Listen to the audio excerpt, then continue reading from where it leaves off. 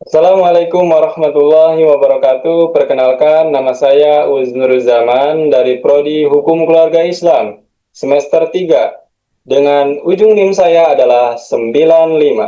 Di sini saya akan mempresentasikan sebuah materi, yaitu mengenai syarat-syarat pernikahan. Yang dibahas awal adalah mengenai pengertian syarat. Pengertian syarat yaitu huwa ma yatawaqqafu alaihi wujudu syai'in wa yakulu kharijan an haqiqatihi. Artinya, yaitu sesuatu yang harus ada dalam perbuatan tersebut, tetapi tidak termasuk dalam bagian perbuatan tersebut. Contohnya adalah saksi. Saksi harus ada agar pernikahan tersebut sah. Namun saksi bukan bagian dari perbuatan tersebut, yang disebut adalah rukun ijab kabul. Contoh sederhana. Selanjutnya adalah mengenai syarat-syarat atau mengenai macam-macam syarat pernikahan. Macam-macam syarat pernikahan terbagi menjadi 4 golongan utama. Yang pertama, surutus syihad, surutul in'iqad, surutun nafadi, surutul luzumi.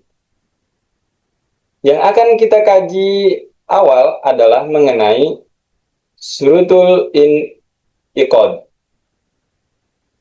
Adalah syarat yang harus dipenuhi dalam akad. Apabila tidak dipenuhi dalam akad, akan atau dapat mengakibatkan akadnya itu batal. Surutul in'iqad terbagi menjadi 3 syarat. Yang pertama adalah syarat bagi 2 orang yang berakad, yaitu mampu melaksanakan akad tamyiz dan mendengarkan ucapan masing-masing. Yang kedua adalah syarat bagi perempuan. Syarat bagi perempuan yaitu perempuannya itu harus hakiki, harus benar-benar bahwa dia asli perempuan, bukan bagian dari perempuan khosna musyakil. Adalah perempuan yang belum jelas jenis kelaminnya, apakah dia benar-benar perempuan atau dia malah laki-laki. Dan perempuan yang diharamkan oleh Allah terbagi menjadi 2 golongan, yaitu pertama, perempuan yang diharamkan dinikahi selamanya. Contohnya adalah perempuan senasab, yaitu kekeluargaan yang dibuat dari golongan sedarah, yaitu ibu kandung, saudari perempuan, dan seterusnya. Yang kedua, golongan yang kedua adalah kekeluargaan yang dibentuk dari pernikahan. Contohnya adalah ibu mertua dan anak tiri.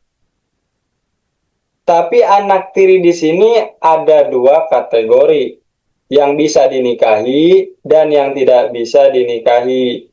Mengapa demikian?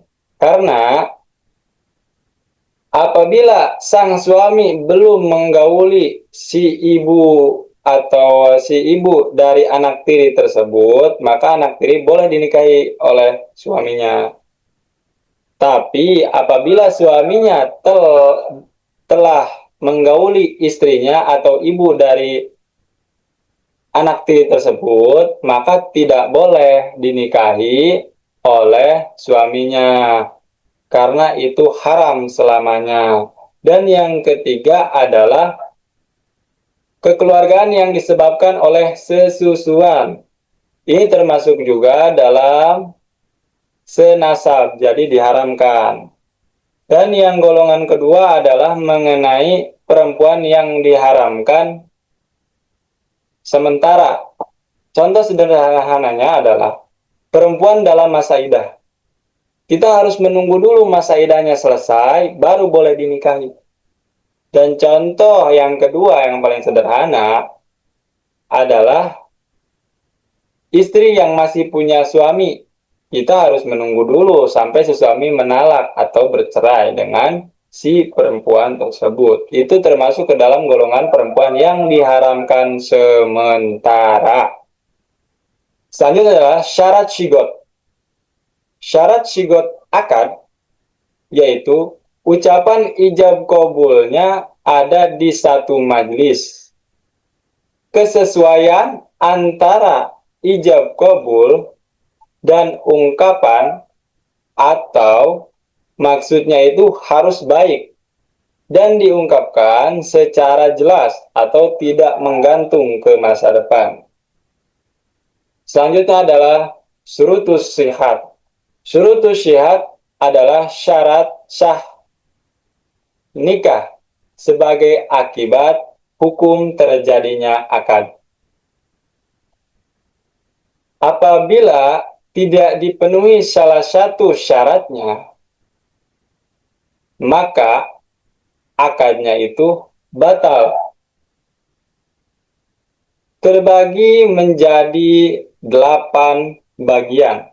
Yang pertama, perempuan yang dinikahi bukan perempuan yang haram dinikahi dengan keharamannya dalam jangka waktu tertentu atau sementara.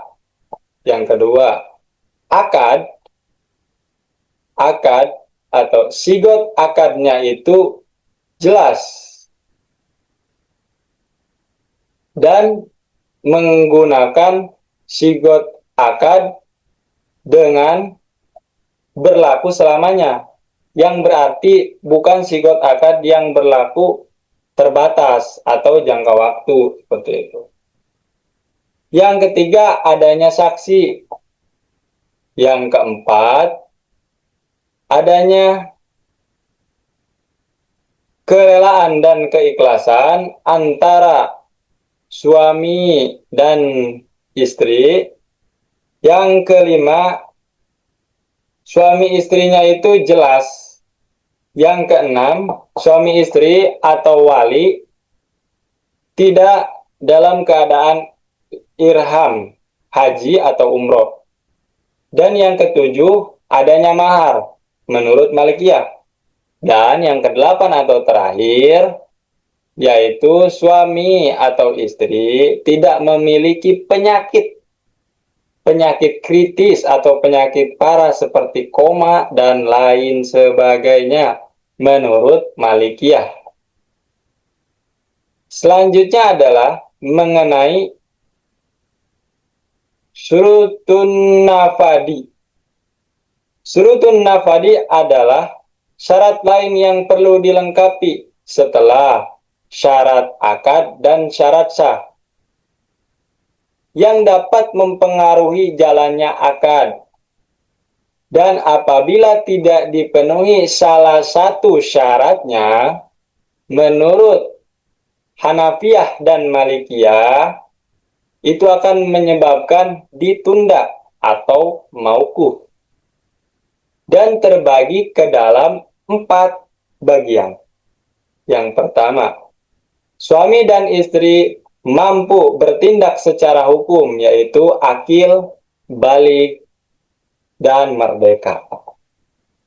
Suaminya itu harus dewasa, yang kedua.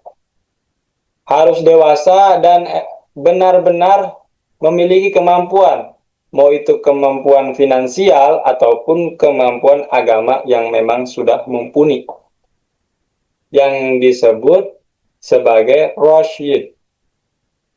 Dan yang ketiga adalah wali akrab, tidak boleh didahului oleh wali abad.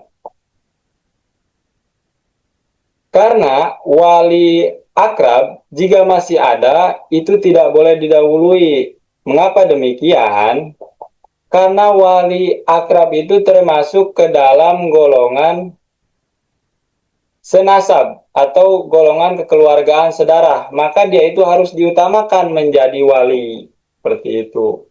Sedangkan wali abad itu adalah golongan yang tercipta antara kekeluargaan yang diciptakan dari pernikahan.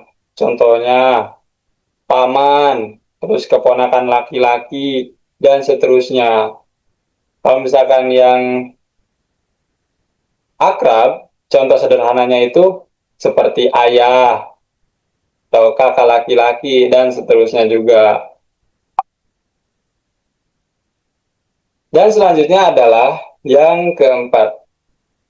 Apabila menggunakan wakil, maka wakil tersebut harus tidak boleh bertentangan dengan yang mewakilkan. Jadi harus selaras begitu. Jangan sampai bertentangan. Selanjutnya adalah surutul luzumi. Surutul luzumi yaitu syarat yang diperlukan untuk kelanggengan dan kekekalan dari suatu akad nikah sebagaimana kelaziman yang berlaku. Terbagi menjadi 4 bagian. Yang pertama, wakil yang menikahkan tidak hilang kecakapan hukumnya, yaitu gila, atau memang dia itu tidak ada kewarasan pikirannya. Yang kedua, antara suami dan istri memenuhi syarat kafaah. Kafaah tersebut adalah kesetaraan. Kesetaraan di sini adalah antara suami dan istri sama-sama, pertama, agamanya itu sama, agama Islam. Kedua, memiliki attitude dan akhlak yang baik tentunya. Hal ini juga mengakibatkan sebuah kemajuan juga, karena akan terjadinya yaitu sakinah, mawadah, dan warohmah. Mengapa demikian? Karena apabila suami dan istri itu sudah menjadi kafaah, mereka cenderung kecil kemungkinan akan terjadinya perselisihan dalam rumah tangga. Tapi sedangkan kalau suami dan istri belum kafaah, itu akan dibahas di poin 3. Itu maharnya itu akan diganti mahar mitsil. Mahar mitsil itu bisa disebut sebagai mahar kesetaraan. Mengapa demikian? Karena dilakukan musyawarah melalui tingkatan ekonomi, tingkatan pendidikan, tingkatan kekayaan, dan seterusnya. Dan cenderung akan lebih besar seperti itu. Kalau mahar mitsil.